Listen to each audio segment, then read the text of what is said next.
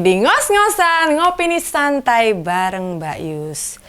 Nek Mbak Yus nyimak sidang Mahkamah Konstitusi ya lumayan mengejutkan.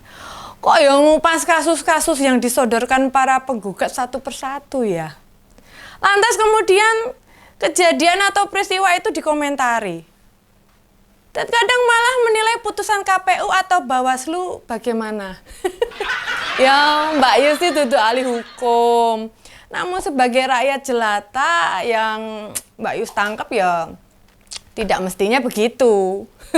Jadi gini, yang membuat Capres 01 dan 03 itu keberatan itu tertuju di dua hal. Apa? Pertama, persyaratan batas usia Capres-Cawapres yang diputuskan oleh MK. Yang kedua, adanya cawe-cawe, tidak independen, mempertanyakan netralitas kepala negara yang nular sampai ke bawah-bawah. Sayangnya dari dua hal besar itu yang kita sama-sama saksikan, Hakim MK hanya membedah atau tepatnya menilai yang dipersoalkan sudah ditangani belum oleh pihak-pihak terkait. Lah nek Hakim MK malah ngebahas teknis terkait hal itu, buat apa gugatan diajukan sama tim hukumnya Pak Anies dan Cak Imin, sama lawyernya Pak Ganjar dan Profesor Mahfud? Ya buat apa? Jujur aja, rakyat itu berharap hakim yang luar biasa itu bisa mempertimbangkan peristiwa yang disodorkan untuk dilihat apakah saling berkaitan atau tidak. Iya toh? Nah kan kejadian yang diajukan bukan buat dilihat apakah dilaporkan atau tidak, apakah sudah ditangani Bawaslu atau belum, dan bagaimana tindak lanjutnya atau penanganan kasusnya.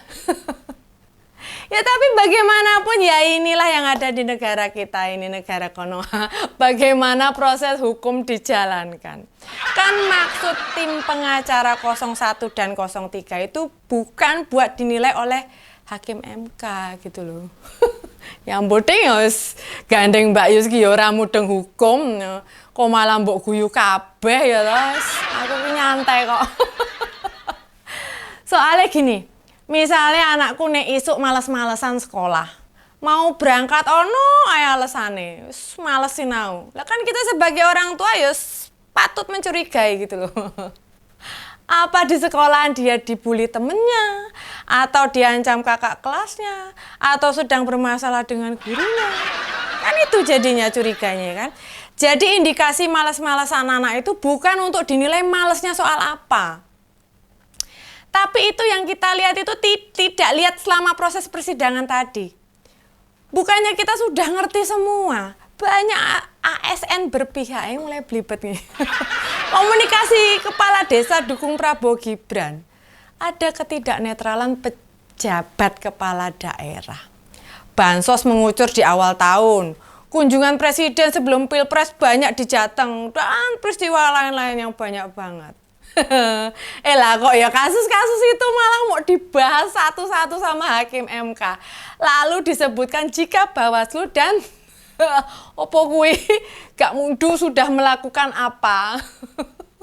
Dan setelah membahas peristiwa pasti diikuti berdasar dalil-dalil yang diajukan. Maka Mahkamah memutuskan tidak membuktikan, sudah ditangani, sudah diselesaikan, dan lain-lainnya. Tapi gandeng Mbak Yusi nggak ngikuti utuh. Setidaknya yang Mbak Yusima itu kasus-kasus yang diajukan dibantah atau tidak diterima oleh MK. Artinya tidak ada peristiwa, kejadian, kasus yang bisa dinilai bila gugatan yang diajukan terbukti. Malah kadang MK menyoroti adanya kekosongan hukum, adanya kekurangan aturan, terdapat ketidakjelasan regulasi. Sheila kok malah kuwi. Kok malah larinya ke situ ya MK itu ya. Bingung ya Mbak Yusi. Dan itu bukannya keliru, namun yang sekarang sedang jadi perhatian publik itu apa yang selama ini terjadi, bagaimana penilaian MK gitu loh. Menurut Mbak Yusi, bila berbagai kasus atau contoh kejadian mau ditanggapi model sidang kayak hari ini, ya ngapain? Hanya buang-buang waktu, percuma. Wes sampe Mbak Yus ngonten ki apa kuwi Amicus Curiae, piye bener ora macane? Juga tidak disenggol-senggol blas ya toh. Tidak masuk dalam pertimbangan waktu bedah kasus. Mbak Yus sih ora ame sok minteri. Lah aku ki sapa? Tapi Mbak Yus kan yo rakyat jelata, sing punya hak menilai. Bagi para ngoser ya monggo, ame setuju apa enggak karo Mbak Yus ya bebas. Mbak Yus sih bebas ya toh. Namanya rakyat cilik, wong awakku gede. Boleh dong kita mengemukakan apa yang kita lihat gitu loh. Maksudnya gini loh. Para ahli hukum dari 01 dan 03 mestinya ya gelo. Ini kan bukan buat membedah satu-satu kasus begitu. Kita itu negara besar. Bila setiap peristiwa itu hanya dianggap kasus-kasus parsial, bukan sebagai sebuah perintah terstruktur, ya tidak memenuhi unsur keadilan yang diharapkan gitu. Ingat loh, yang bersidang itu para ahli hukum, para ahli yang mempersoalkan sesuatu yang jauh lebih besar, yang mencermati dengan jeli. Sebenarnya gugatan hasil Pilpres 2024 ini, jika tidak fokus kasus, akan jadi sejarah yang luar binasa. Bila hanya kasus per kasus pada Pilpres mendatang, sebutkan saja. Gugatan Pilpres bisa diajukan bila belum diputuskan oleh Bawaslu. Lah buat apa berjam-jam kita dengarkan sidang namun mayoritas putusan yang dibacakan lebih banyak berisi narasi peristiwa, ya toh? Ya kayak Mbak Yus ngomong gini nih, gimana peristiwaannya ya toh? Yang terurai di sidang MK kan justru macam kayak daftar peristiwa di Pilpres.